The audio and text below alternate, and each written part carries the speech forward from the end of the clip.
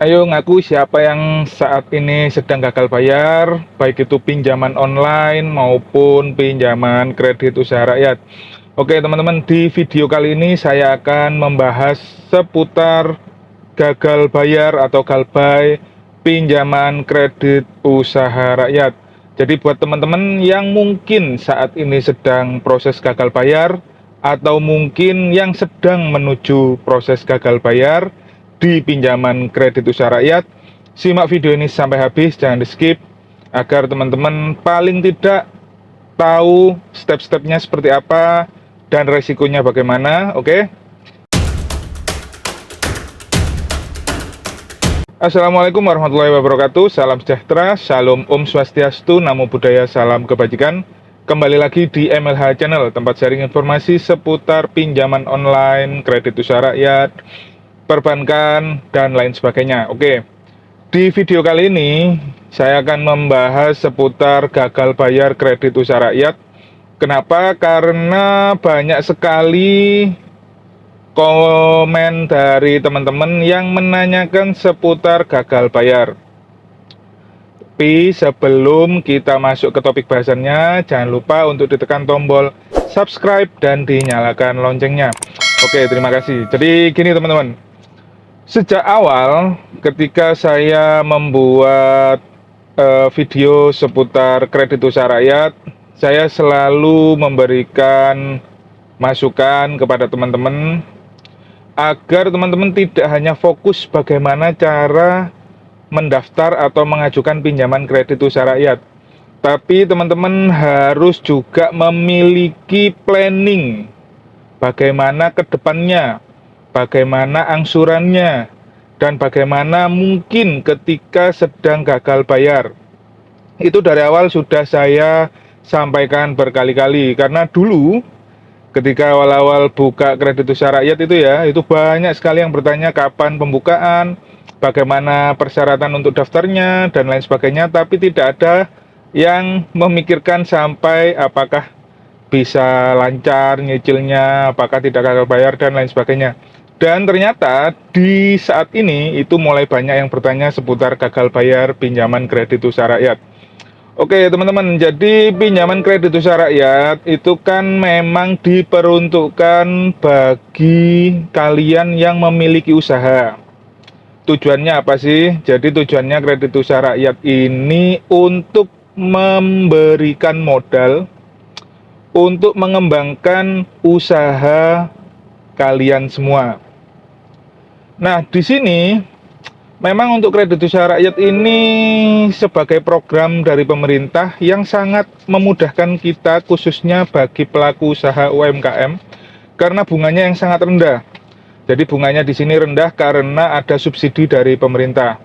Tapi saat mengajukan memang harus melampirkan bukti bahwasannya memiliki usaha minimal sudah berjalan selama 6 bulan minimal itu ya. Nah, tapi sambil berjalannya waktu, banyak juga yang meminjam kredit usaha rakyat ini tidak digunakan untuk memodali usahanya. Contohnya, ada yang pinjam kredit usaha rakyat untuk beli mobil, untuk renov rumah, kemudian untuk membeli properti, dan lain sebagainya. Memang tidak salah teman-teman, karena ya kebutuhan orang kan pastinya berbeda-beda. Tapi sebaiknya jangan seperti itu, karena lebih baik digunakan untuk mengembangkan usahanya. Karena apa?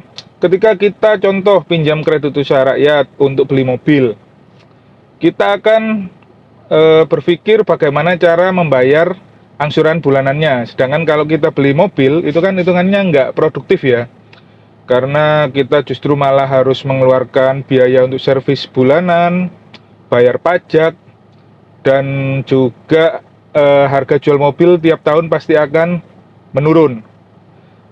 Sedangkan ketika kita meminjam kredit usaha rakyat, kemudian kita gunakan untuk modal usaha kita, bisa jadi tiap bulannya kita mendapatkan passive income yang lebih besar dari usaha kita tadi. Sehingga untuk melakukan angsurannya itu lebih mudah. Itu yang pertama.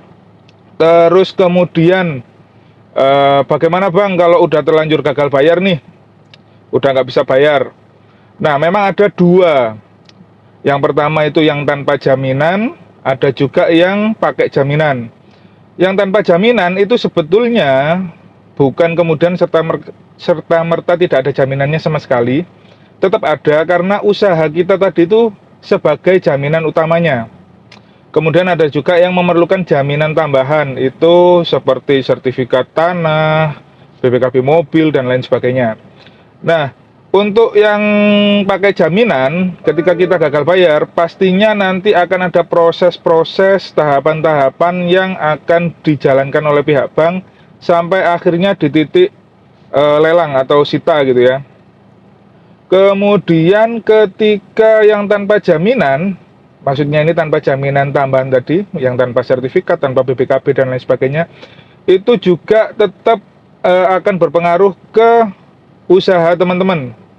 Jadi usahanya apa yang dijadikan jaminan tadi itu bisa juga dilakukan sita atau lelang. Tapi semuanya itu ada step-stepnya. Jadi bukan kemudian kita gagal bayar kemudian langsung disita, langsung dilelang, nggak seperti itu teman-teman.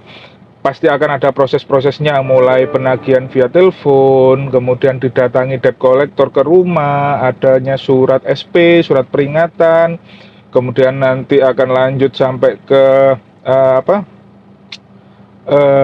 sebelum turunnya surat sita atau lelang itu ya, itu ada persidangannya lah. Jadi memang step-stepnya panjang. Kalau saran saya, buat yang sekarang sedang gagal bayar, coba cari usaha lain atau cari pasif income gitu ya, untuk buat tambahan-tambahan membayar angsuran. Tapi bukan hanya itu saja yang perlu kalian lakukan. Pastinya teman-teman juga harus menghubungi pihak bank untuk menyampaikan bagaimana kondisi teman-teman, kondisi keuangannya bagaimana.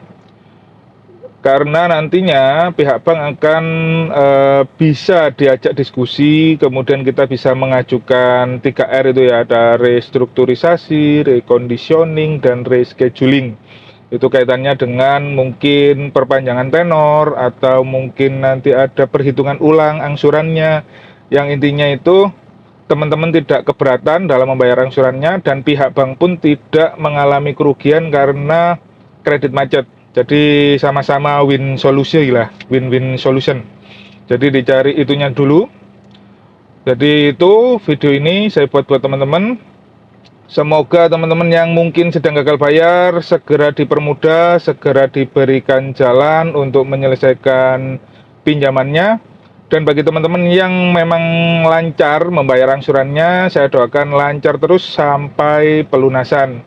Dan kedepannya semoga kita semua dihindarkan dari pinjam meminjam atau kredit ya. Oke, demikian. Apabila dirasa video ini berguna dan bermanfaat, jangan lupa ditekan tombol like-nya dan di-share ke berbagai media sosial milik teman-teman semua. Dan buat teman-teman, jangan malu-malu kalau ingin komen, tulis saja di kolom komentar. Siapa tahu ada bisa saling diskusi lah, gitu ya. Oke, terima kasih. Wassalamualaikum warahmatullahi wabarakatuh.